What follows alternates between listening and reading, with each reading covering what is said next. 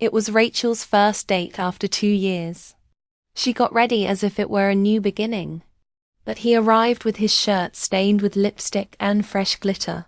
Said he came straight from an event. She understood immediately. He had been with someone else. Today. Before her. And the worst part is that she almost stayed. Almost swallowed it again. But this time, something in her knew. Not anymore. How do we allow ourselves again? And still end up in the same place? Before we begin, tell us in the comments. Where are you watching from? We want to connect with you. Let's discover together how Rachel learned to choose herself. This story begins in Rachel's room. Alone. Facing the mirror. Trying to choose a lipstick as if it would decide the course of the night. Rachel was 34 years old. And this would be her first date after 2 years. Not because she hadn't had chances, but because she couldn't. After her last relationship, a strange fear remained in her.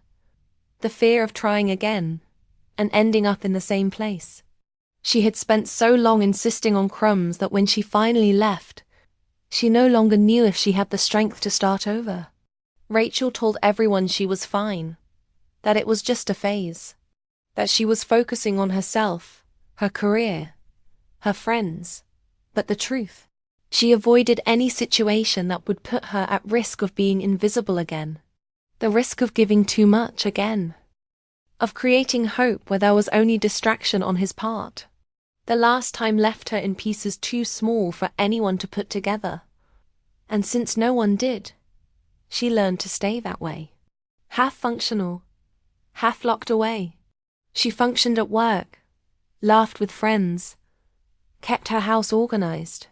But inside, there was a part of her that had stopped believing that someone could really choose her, not as an option, but as a priority.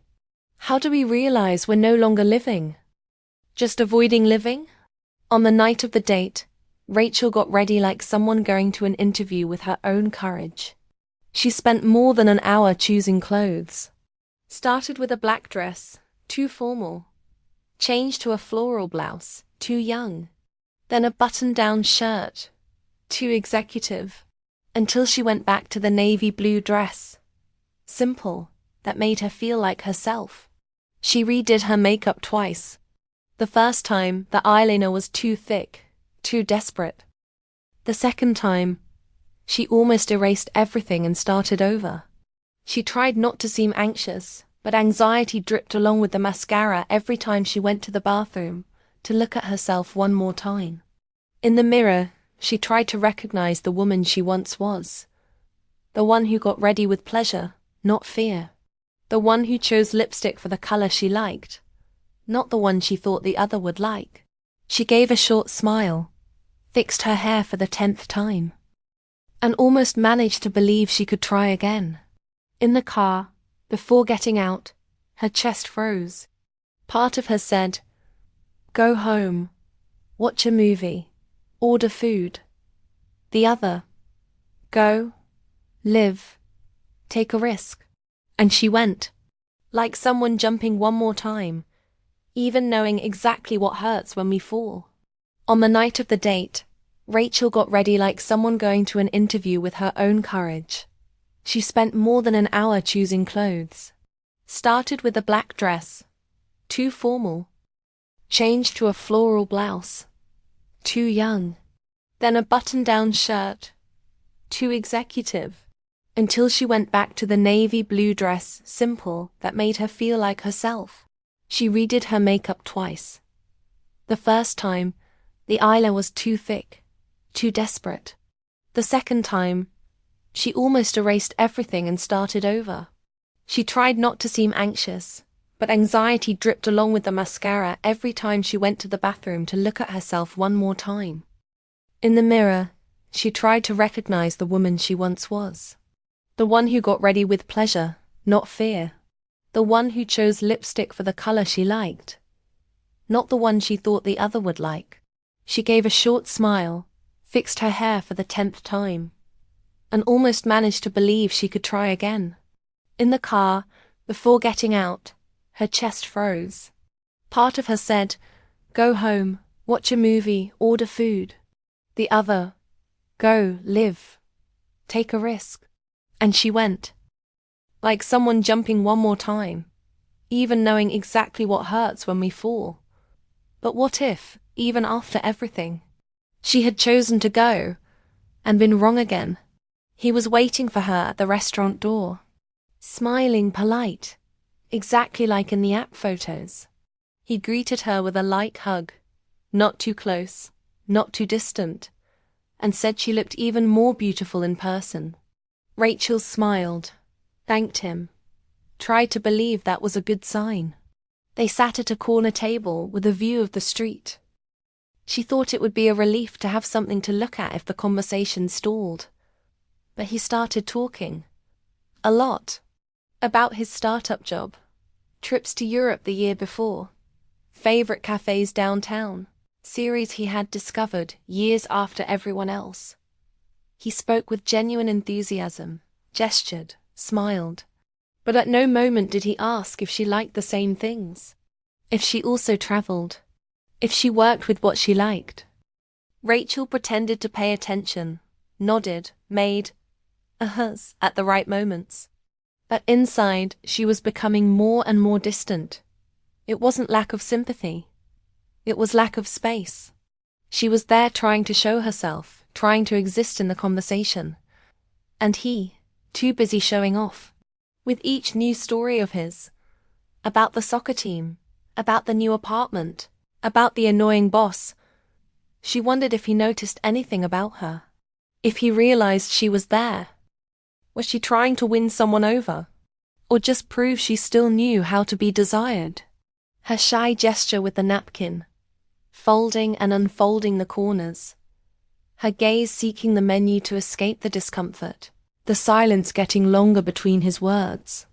It was as if she were in a theater play, and he was acting alone, without realizing there was another person on stage.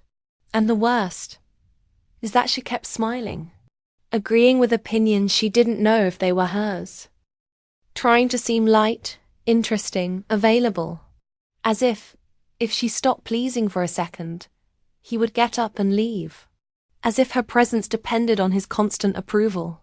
That's when he took off his jacket. The restaurant had strong air conditioning, and he complained about the cold while hanging the blazer on the chair. Light blue button-down shirt, slightly wrinkled, as if he had spent the whole day working. But there, close to the collar, a clear lipstick mark, pinkish tone, still fresh. And lower down, scattered across the sleeve and side of the shirt, golden glitter particles, recent, visible, impossible to ignore under the restaurant's soft light. He noticed her gaze fixed on the shirt and laughed, as if it were just an unimportant detail. "I came straight from a work event." "Afternoon happy hour," he said, smoothing the shirt as if that would erase what was there. But what if the problem wasn't him, but everything she had learned to accept as normal? And he went back to the menu as if nothing had happened. But Rachel knew what that was. That shirt had touched another body. Today. Before her. And the worst part wasn't that. It was the naturalness. As if she wasn't anything special. As if it were normal to be with her after being with someone else. She remained seated. But inside, something in her had already left. Her body went cold. Her throat closed. She forced a smile that didn't even reach her eyes. And there, in front of a man she barely knew, the same old pain returned. The feeling of being chosen by default, never by intention. Why did we still need so much to hide that this had hurt? Rachel stayed there, pretending everything was fine, pretending that mark on the shirt hadn't hurt, that she hadn't noticed the lipstick, that the glitter hadn't stuck to her skin like a warning. She kept laughing at unfunny jokes, agreeing with stories that didn't include her, trying to seem light, as if nothing there was bothering her. And, deep down, hoping that at some point he would notice her, that he would say something about her, that he would ask her anything, her job, her fears, the reason she had agreed to that date. But he didn't ask, and she didn't leave, because somehow there was still a part of her trying to make it work. How do we allow ourselves again, and still end up in the same place? As if she could convince him, or worse, convince herself, that it wasn't that bad, that she wasn't repeating everything again. She ordered tea at the end, just to have a few more minutes of silence. And when he said he needed to leave early, she nodded as if she didn't care. But she did care. She cared so much that it hurt. She excused herself before leaving, went to the bathroom, not because she needed to, but because she didn't want him to see what she was feeling. She closed the bathroom door and leaned her back against the cold wood. Alone in there, with no one to disguise for, what she felt came with everything. Would she ever learn to leave, without feeling guilty for choosing herself? She placed her hands on the cold sink and faced the mirror. Her face was still made up, foundation in place, lipstick only slightly faded, but her gaze was that of someone who had returned to the same place, where she swore she would never step again. The glazed eyes, the forced smile she had maintained all night. The posture of someone who made herself small to fit. She took a tissue from her purse and removed the lipstick angrily. An anger that wasn't just at him, but at herself. It wasn't about him coming from another date. It was about her. About how much he still tried to seem enough for people who couldn't even see her properly. How much he still wanted to be accepted, even by those who showed no real interest. In that white, merciless bathroom light, she saw more than her own image in the mirror. She saw the times she waited for messages that never came. The times she insisted on signs that only existed in her head.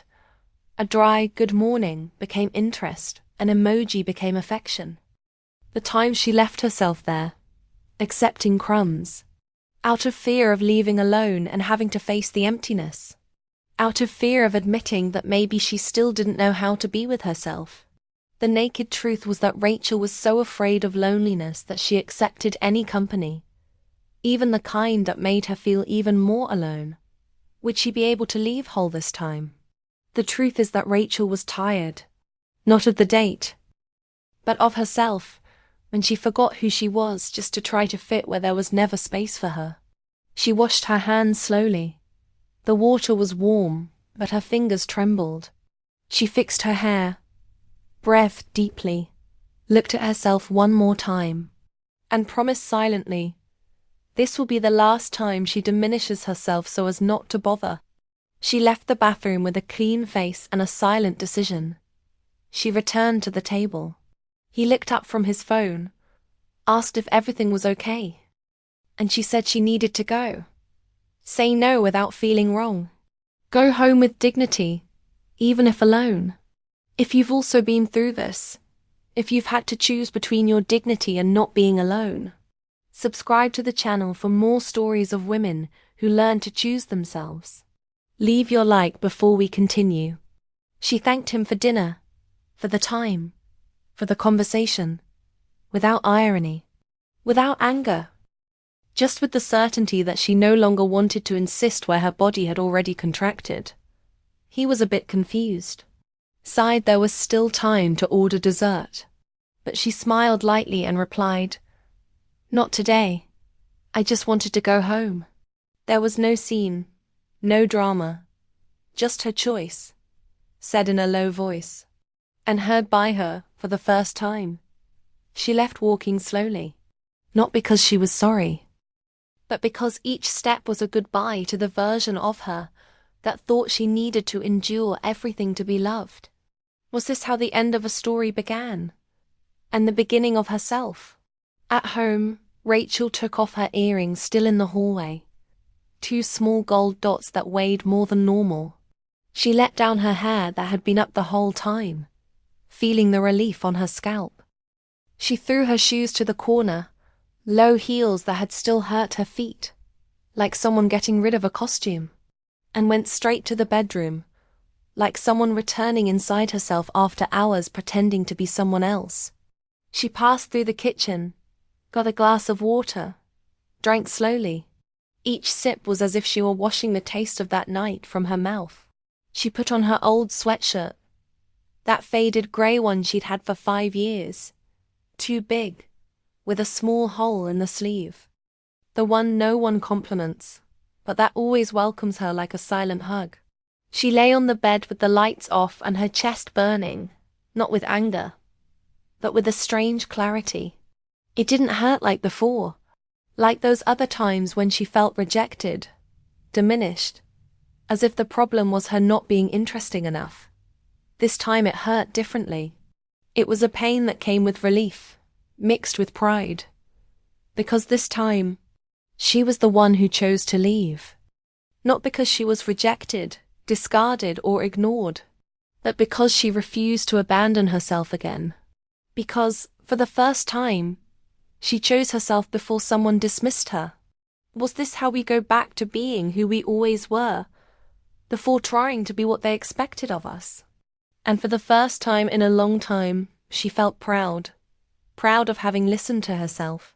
Proud of having chosen herself. Even without applause. Even without witnesses. Outside, the glitter still sparkled on his shirt. You couldn't see it from afar, but she knew it was there. Just as she knew, finally, that it wasn't about her. 2 days later, he sent a message. Said he didn't want her to get the wrong impression. That the mark on the shirt was silly stuff. That it was a hurried hug that he barely remembered. And that he would like to see her again more calmly. How do we recognize when we've been in this place before? Rachel looked at those words like someone watching a repeated movie. The same forced lightness. The same attempt to soften what was ugly. To transform inattention into carelessness. And carelessness into coincidence. But she had been in this place before. She had already swallowed excuses like that. Well-formulated, well-intentioned, and blamed herself for feeling too much. Not this time. She didn't respond. Not out of pride. But because it was no longer about him. She deleted the message. Played her favorite series. And for the first time, it wasn't escape. It was rest. Not because he chose her, but because she, finally, chose herself. If you recognized yourself in Rachel, if you're also learning to choose yourself, tell us in the comments. Your story could touch someone who needs to hear.